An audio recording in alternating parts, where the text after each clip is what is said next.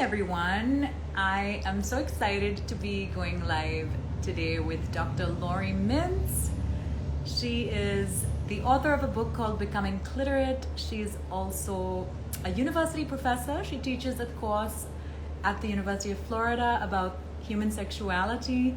And she's someone I really admire. I'm excited that I'm going to be talking to her really soon, just looking for her request.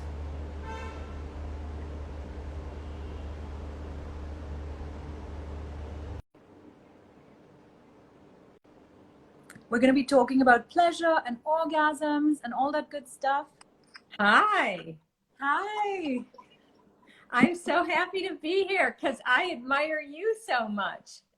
I'm so glad. I'm such a technologically challenged person. I know that's hard to believe, but lives always start with a funny tech glitch. I'm so glad you managed to join, and welcome. We're so glad to have you. I'm so glad to be here. And yes, given your amazing, beautiful video content, you being technologically challenged is hard for me to believe, but I believe you.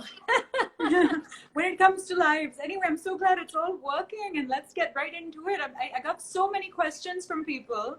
I think there's a lot of curiosity about the pleasure of people with vulvas and the clitoris, and I'm so excited that people are eager to learn more. So who better than you to tell us? And I'd love to just start by asking you what you wish more people understood about the clitoris. Oh, that is such a great question. Well, what I wish more people understood is that it is people with vulvas' main pleasure organ.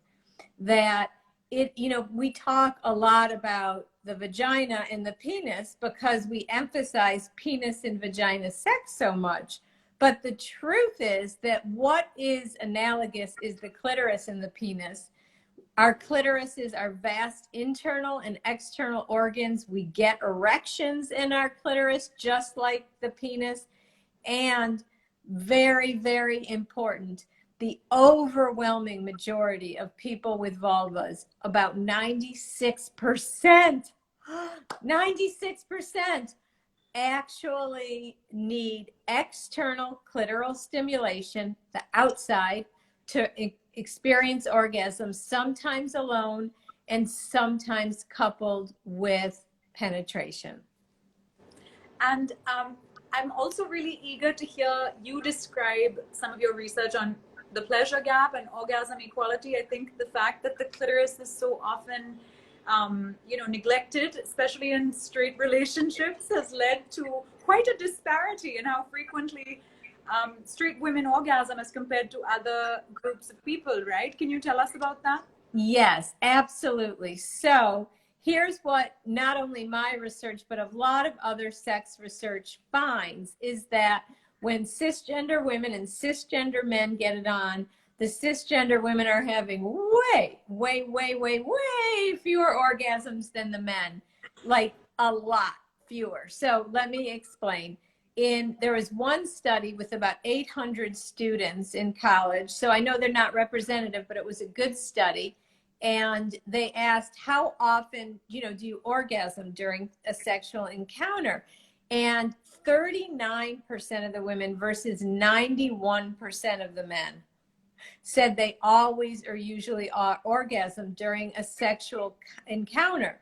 That's a huge gap. And what we know from my research, that gap is even bigger in hookup sex, with only about 4% of people with vulvas orgasming in hookup sex. And it gets smaller in relationship sex, but it never closes altogether. Even in relationship sex, women say they orgasm about 65% of the time versus men orgasming about 90% of the time. And I think what's really revealing is that some of these studies also compare people of different sexual orientations, right? Because, the narrative is that the pleasure of people with vulvas is just inherently complicated, right? That's what we get told, that like somehow, as a cis woman, or a person with a vulva, you are supposed to just settle for less pleasure because that's just the way it is. But that's such a lie, right? Because we realize from these studies as well that, you know, bisexual women, lesbians, the pleasure gap is much smaller, right? They're much more likely to experience orgasm. I'd love to hear from you because you've done that research. I've only read it, but I'd love for you to just elaborate on the fact that, you know, when people with vulvas masturbate or are in relationships with other people with vulvas, that gap tends to close a little. So the problem is a lack of knowledge around the anatomy rather than an inherent inability to experience pleasure. Yes, I'm so glad you brought that up, because there is, like, people say, oh, it's because women's orgasms are difficult or elusive. But two other gaps tell us that's not true. One is the one you just referred to, and I'm going to come back to that with some striking statistics. The other is self-pleasure. When women pleasure themselves, 95% reach orgasm easily and within minutes. Our bodies aren't difficult. We're just not getting the stimulation we need during heterosexual sex. When women masturbate, 99% touch themselves externally, less than 1% exclusively internally. And we also know that there is a huge gap between when women get it on with other women and with men. And here is one striking study that just blows my mind. Okay, it was a small study, but I think it's just accurate. It was part of a subset of a bigger study where they looked at women who identified as lesbian who hooked up with both women and men. So these were the same women, okay? So it's like if I would hook up with Sally and Tom, okay, let's call them. And these same women, they orgasmed like 80% of the time when they were with other women and 7% of the time when with men. So the problem isn't our bodies. The problem is the way we do heterosexual sex, or what psychologists and sexologists calls our cultural script for heterosexual sex, which is like foreplay, just to get her ready for intercourse, sex over. Yeah, there's an overemphasis on penetration, right? Even the word foreplay kind of deprioritizes everything other than penetration, which is such a limiting way to view sex, and not just for heterosexual people actually, but for anyone. I'd love to hear you elaborate on that. Just, you know, why can't oral sex be the main event? I know that you've talked about how even linguistically in the way that we talk about sex, we deprioritize everything other than penetration. You know, sex is defined as a penis in a vagina, and that is such a limiting definition. Yes, exactly. And I have talked about that. And it's one of the topics I'm most passionate about. The way that we talk about sex, how it both perpetuates and reflects the cultural problem. So we use the word sex and intercourse, like you just said, like as if they were one and the same. We relegate everything before as just foreplay, which means before the main act. And it devalues the way that most people with vulvas orgasm. I've often said in some of my talks that if women's orgasms were considered the main event, we would call foreplay sex and intercourse postplay. I love that. I love that. I think I've shared that in my stories as well. That's just wonderful. I think a lot of people who sent in questions on the sticker I posted were curious about their own bodies. I mean, I got quite a few questions from vulva owners asking about, you know, how they can sort of better understand and explore their pleasure. And I was wondering if you have any tips, because unfortunately these cultural scripts, while they definitely impact men's ability to deliver pleasure to women, I think unfortunately for many of us vulva owners as well, our own anatomy can seem a little mysterious. And you know, people often ask me, how do I know if I've orgasmed, or what are some of the things I can do to orgasm? You know, how do I understand my own clitoris and vulva better? And I'd love your thoughts on that, because I know that you talk a lot about masturbation, vibrators, And I mean, even pleasure without a toy, I think, can be explored quite successfully on one's own. So I'd love for you to tell us about all of that. I'm so glad you asked. So I want to say to everyone listening, the first step to orgasming with a partner is orgasming alone. So what do I mean by that? First step, I would love everyone out there with a vulva to get a great picture of a vulva. You can find them online, you know, I'm sure you have some posted on your wonderful YouTube. Take a mirror, take a look, because if you don't know what you have, how are you going to play with it thoroughly or well? Okay, that's step one. Step two, pleasure yourself with your hands, with a vibrator, use lubricant. Take your time. Don't rush it. And, you know, just enjoy the time. Don't focus on orgasm, because the goal to reach an orgasm, am I going to do it? Am I going to do it? Am I going to do it? Makes it less likely. Instead, just use what's called mindfulness, or really focusing on your body sensations. Figure out what your body needs. Some people like to play with their clitoris laying on their back with their hands. Others like to do it on their tummy. Others use water, et cetera, et cetera. Find out what you like. Then the next step, and this is the hardest for a lot of vulva owners, get the same type of stimulation alone with a partner. 99% of us stimulate ourselves externally alone, and then we expect to orgasm from penetration. No, no, no, no, no. Tell your partner, teach your partner, tell them about the clitoral stimulation you need to orgasm, and consider it just as important as your partner's orgasm. Just as much sex, whether it's with oral, vibrator, manual. Thank you. Thanks so much. I think I did, however, get some messages from people, and I'm just, you know, I think it's just a perspective we don't hear enough. So I'm just curious to get your take. I know you said the overwhelming majority of women and people with vulvas experience orgasm with at least some amount of clitoral stimulation.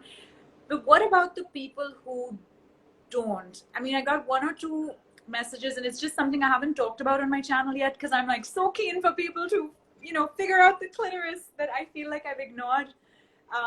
Even if it's a smaller percentage, that's still a valid experience. Some people find, you know, clitoral stimulation too intense, or it's like so sensitive that it's unpleasant. On the other hand, some people have written in saying they don't really feel very much from clitoral stimulation. So while of course I think we must encourage people to become clitorate and acknowledge that for a majority of vulva owners, the clitoris is central to pleasure, I also want to engage with those who don't find clitoral pleasure quite as effective.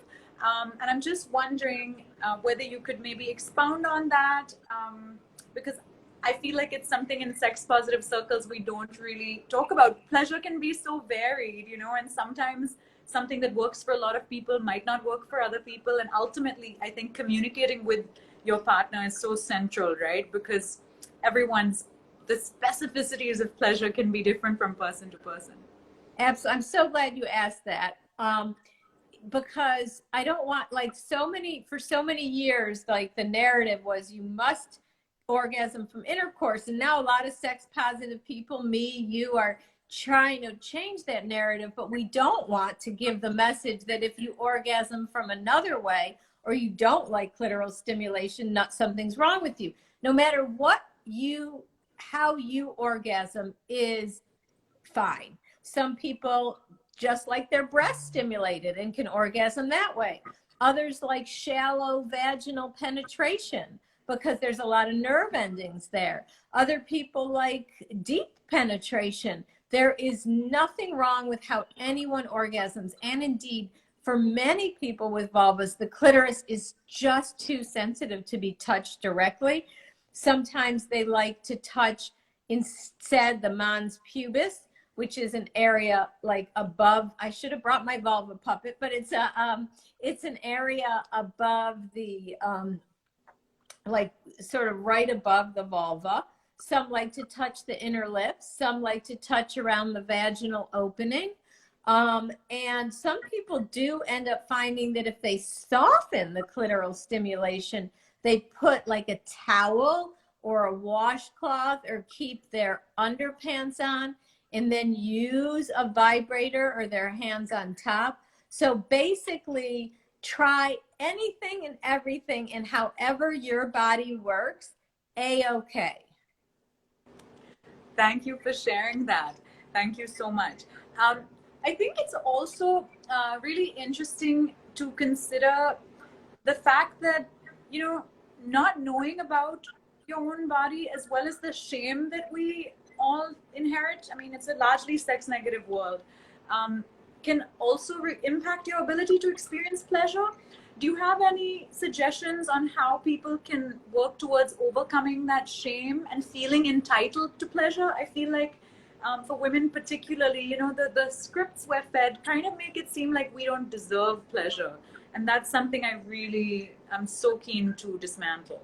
Oh, yes. And you're doing a great job dismantling it. And we are so sex negative. And in fact, not just about, we're pleasure negative. Not even just sexual pleasure, but there's a lot of messages that, you know, pleasure is frivolous and all that. So the thing that I like, you know, it's so hard for people to be raised with sex is bad, sex is bad, sex is bad, and then just get over it.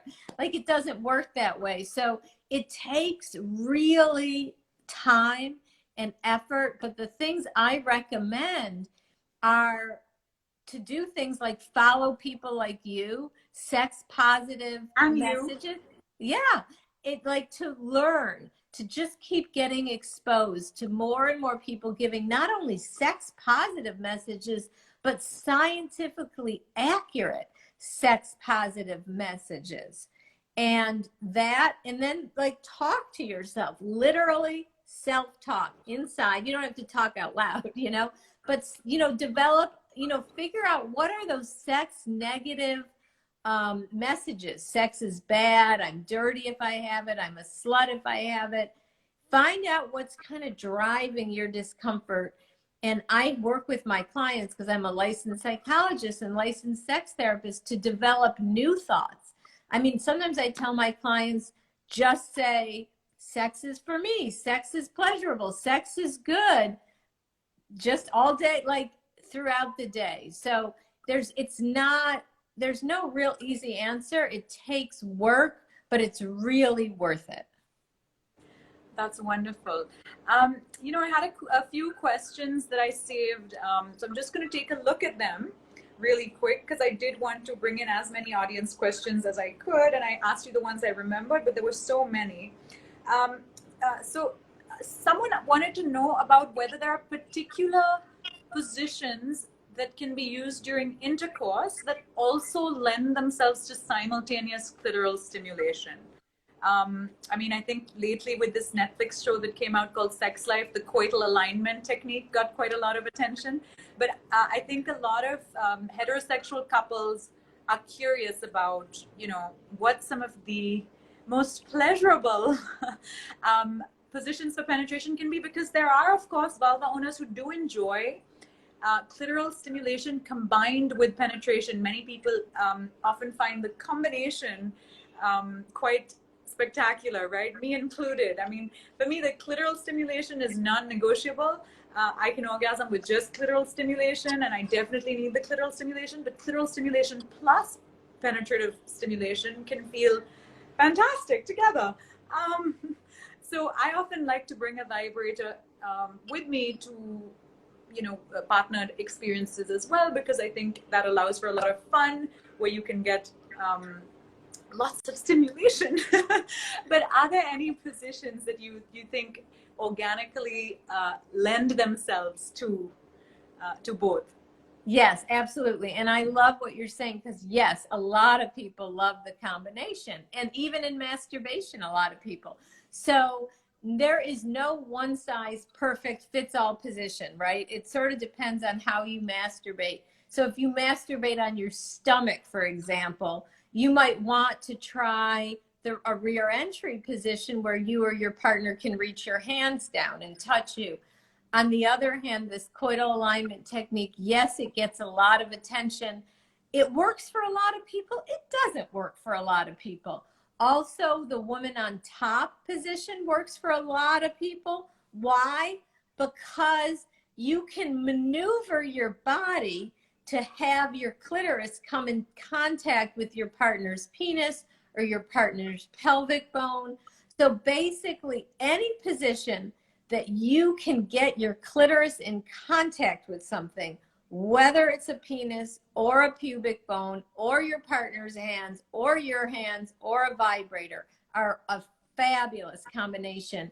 And speaking of vibrators, there are even some that I love these. I actually gave them away to all my friends once for the holidays. There are actually vibrators that are like they're cock rings, so the man wears it on his penis, and they have attached clitoral vibrators. Those are fabulous to try. There's also Dame Products has one where it's a wearable vibrator that you can wear. It just stays on your clitoris. But any position that gets your clitoris stimulated during penetration, usually it's woman on top or coital alignment. Thanks so much for that. I think a few people also, there's a lot of myths, unfortunately, around information about sex. And I think one of the myths that people are concerned about when it comes to vibrator use, for people who haven't used one yet or are concerned or, have read something, there's this, I think it's a myth, but I'd love to hear your opinion. There's this idea that, oh my gosh, will a vibrator desensitize my clitoris? Or will it damage my clitoris? And I always say no, it's not going, it is not going to damage your clitoris. It cannot damage the nerves of your clitoris. But since you're an expert, I'd love for you to shed light on that. Yeah, no, there's so many vibrator myths, but, including that it will damage your nerves. No. The worst thing that can happen is you go a little numb for a little bit, but it's not permanent. You ever ride a bike and your butt gets numb? What's the solution? You literally get off the bike and take a rest, and your butt is fine. It's not permanently damaged. It's the same thing. And in fact, I can't say this applies to humans, but there was even a fabulous study with rabbits. And rabbits have very similar clitorises as women, which is interesting. And vibrators didn't decrease, but it increased the sensitivity of the nerves, and it made it better basically on rabbits. So the bottom line is no, vibrate. You're not going to hurt yourself. Yeah, I'm glad to put that out there. I think that there's so many myths actually, and particularly given the shame and stigma around sex and masturbation and any sort of pleasure, I think we're kind of almost, there's like a internalized bias that makes us think that all these terrible things will happen to us if we enjoy ourselves too much, and I wish that wasn't the case. It's so sort of sad actually that all forces, I mean, whether it's capitalism or colonialism or literally marriage, religion, like everything is a war on pleasure when you think about it. Pleasure is quite a transgressive and sort of political thing at one level, where just asserting your own sort of right to pleasure, I think, can be really freeing. Yes, and absolutely. I think it's really an act of activism in a way. And there's even a book called Pleasure Activism, to embrace your own pleasure in a world that tells you that you shouldn't, and to embrace your pleasure in a way that works for you, despite what society tells you. And to me, whatever is sexually pleasurable for you, as long as it's consensual, is 100% okay. Absolutely. I think consent, of course, I'm glad you mentioned that, is the beginning of everything. I mean, central to everything for me is consent in all aspects of life, not just the sexual. But yeah, I mean, I think we're hitting the 30-minute mark quite soon, and I want to be mindful of your time. But I'd love for you to also give my audience the opportunity to learn a bit more about you. I know that when we talked before this live, you mentioned that your mom was super sex positive, and that was part of the reason that you know, you have the interests you do and the ability to do what you do. And I just think it's kind of unfortunate that on social media, in the sex positivity spaces, often there's a very homogenous perspective of like very young women. And I think it's wonderful to have, you know, a diversity of perspectives, and also like an intergenerational diversity of perspectives, because young people have this sort of, I don't know, misconception that only young people are sexual, and that somehow, you know, older people are not sexual. I mean, we don't think of our parents as sexual or our grandparents as sexual, and really sexuality can be a lifelong exploration and source of joy. And I'd love for you to just talk about that, your own experiences in terms of doing what you do, and you know. Sure, thank you. So I'm 61, and I am still having great sex, okay? And I mean, really, I mean, in a way, it's better than ever, because the older I get, the more comfortable I am with my body. And research supports that for a lot of vulva owners, it gets better. Although I tell my students, you don't have to wait till you're older. You have all the information you need now for pleasure. So yeah, my mom was like unusually sex positive, unbelievably sex positive. I could tell some funny stories about how sex positive she was. And you know, it really got me comfortable with the topic. So I'm a licensed psychologist, and I always talk to my clients about sex, and they would always tell me like, oh yes, I wouldn't have brought it up, but yes, I do have problems. And so I got into the field of specializing in sex therapy, and I teach sexuality at the college level. And it is a lifelong learning experience. And it's not something you're good at or you're bad at. It's not something just for the young. The research is very clear. Sexual satisfaction is related to marital satisfaction, relationship satisfaction, overall life satisfaction. It's not this thing that's confined to the young. And so thank you for asking that. No, thanks so much. Thank you for all the work that you do, and thanks so much for joining me today. Do you have any closing thoughts, or I don't know, a call to action that you want people to think about, or, you know, experiment maybe? Yeah, so the message to people with vulvas is masturbate, masturbate, find out what you like, and then get the same stimulation alone as with a partner, because your pleasure, despite the language telling you it's not, your pleasure is as important as your partner's.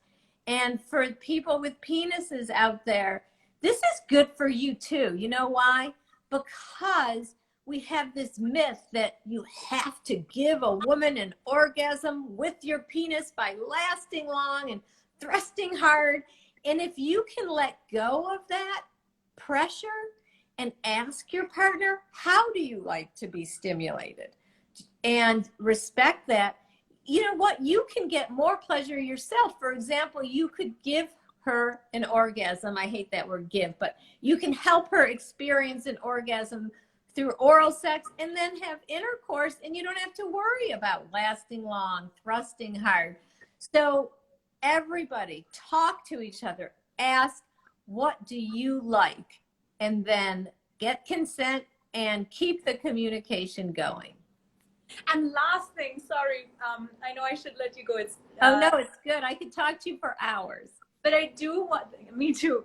I do want to, because I always want to make sure I consider all perspectives. I do want to just maybe shed light on asexuality, because again, while I think there's such a need to be positive and non-judgmental about sex and sort of embrace sexuality and pleasure, I also think that the same stigma that surrounds sex actually also invisibilizes asexuality. It's such a double side. I mean, it's like there's no winners here. You know, if you have sex, you're a slut. If you don't want sex, you're frigid. So there's like, you can never get it right, you know.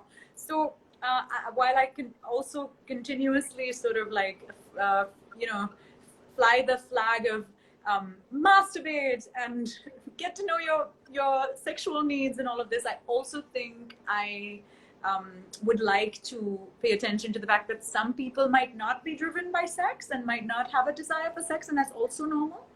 100%. I'm so glad you brought that up. That, you know, the sex positivity space where we occupy isn't there to tell people you must have sex, because that's just as limiting. If you're not interested in it, if you identify as asexual, then that's, you know, any way you are is fine. Pressure and sex don't, they do not go together. Whether it's pressure to have sex or if it's pressure to orgasm in a certain way. So thank you so much for bringing that up. And pleasure is, I also want to say, like, in terms of inclusivity, we've talked a lot about women and men today, cisgender women and cisgender men, because that's where the research is, that's where the problems are. But there are a lot of people who don't identify on the gender binary at all. And, you know, pleasure is for their bodies too. Find whatever your body likes, however you identify, it's all good, basically. Absolutely. Yes, yes, yes. I think that was a wonderful note to wrap up on. So thank you so much. And thanks so much for making this happen. I'm so grateful for this conversation. Well, thank you for having me on and for all you do. So inspirational. So thank you. It means so much coming from you. Have a wonderful day. You too. Bye. Bye.